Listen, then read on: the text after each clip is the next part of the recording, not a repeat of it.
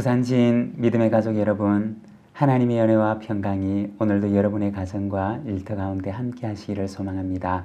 오늘 말씀은 이사야서 41장 1절에서 20절입니다. 섬들아 내 앞에 잠잠하라.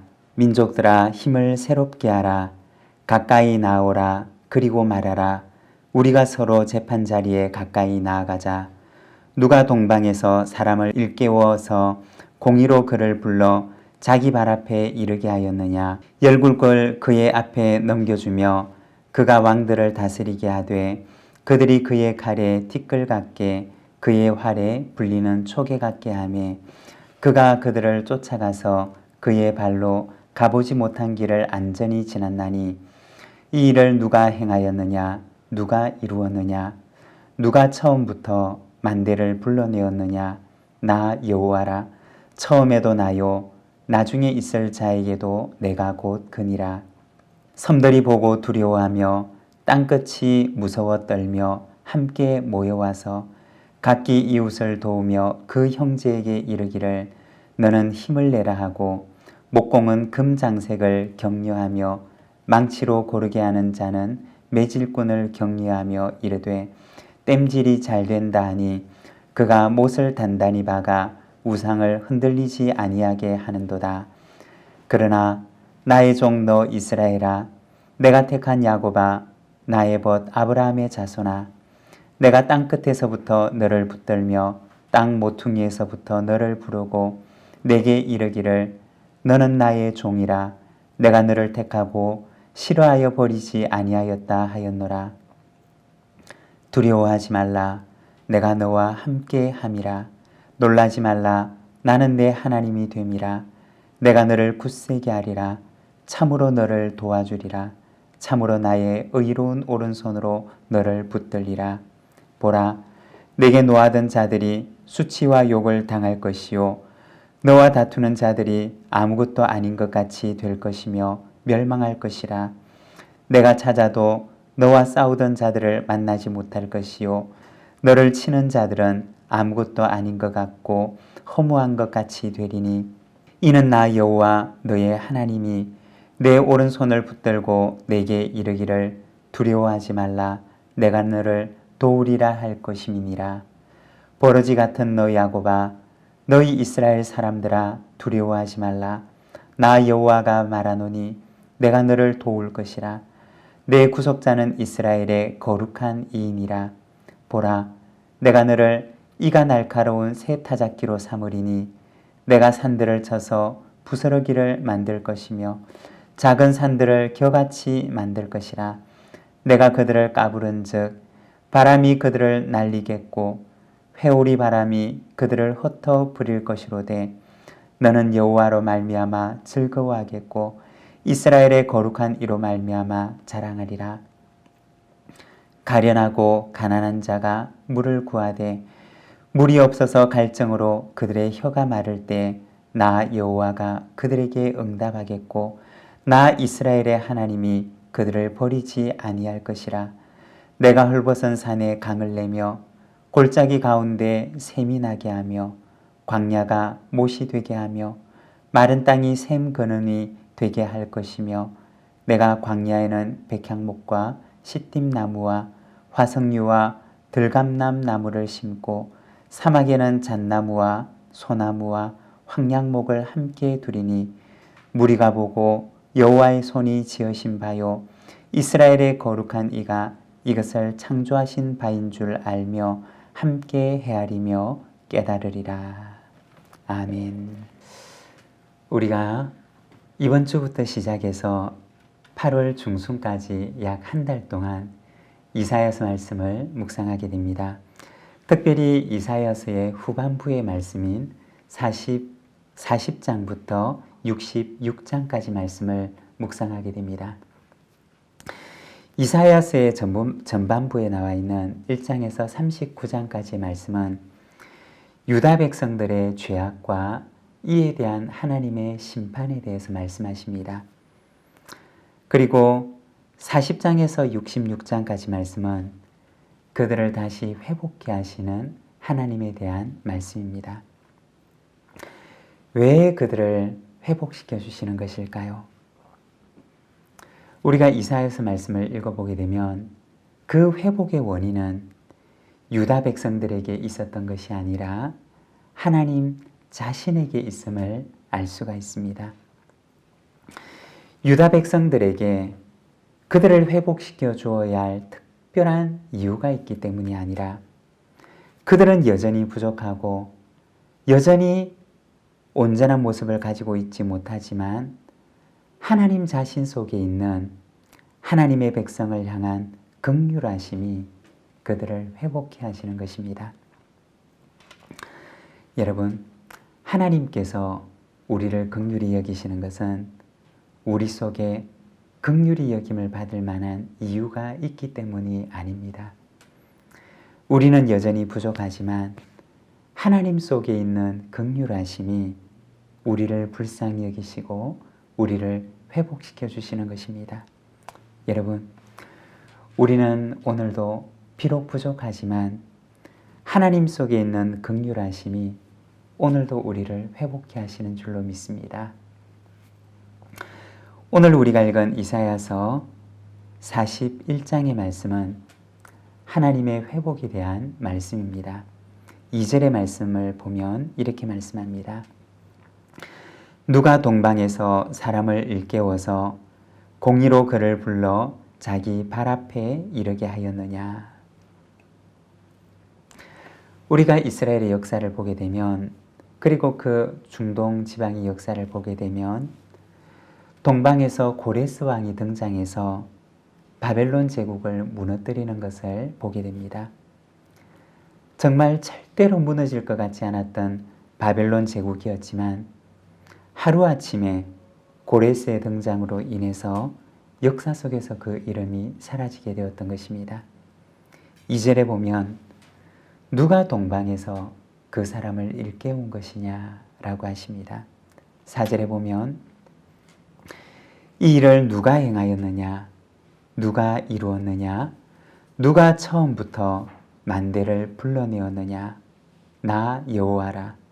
처음에도 나요, 나중에 있을 자에게도 내가 곧 그니라. 이 일을 행하신 분은 바로 하나님 자신이심을 말씀하십니다.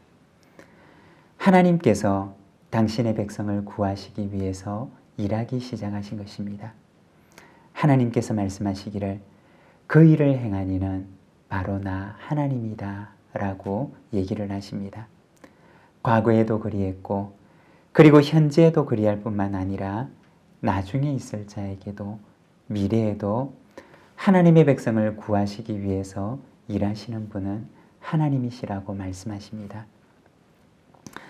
하나님께서 일하시는 이유는 하나님 속에 있는 당신의 백성들을 향한 긍휼하신 마음 때문입니다.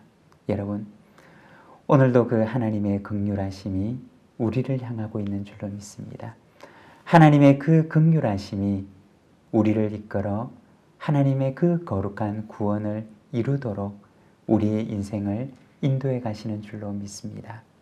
10절의 말씀입니다. 두려워하지 말라. 내가 너와 함께함이라. 놀라지 말라.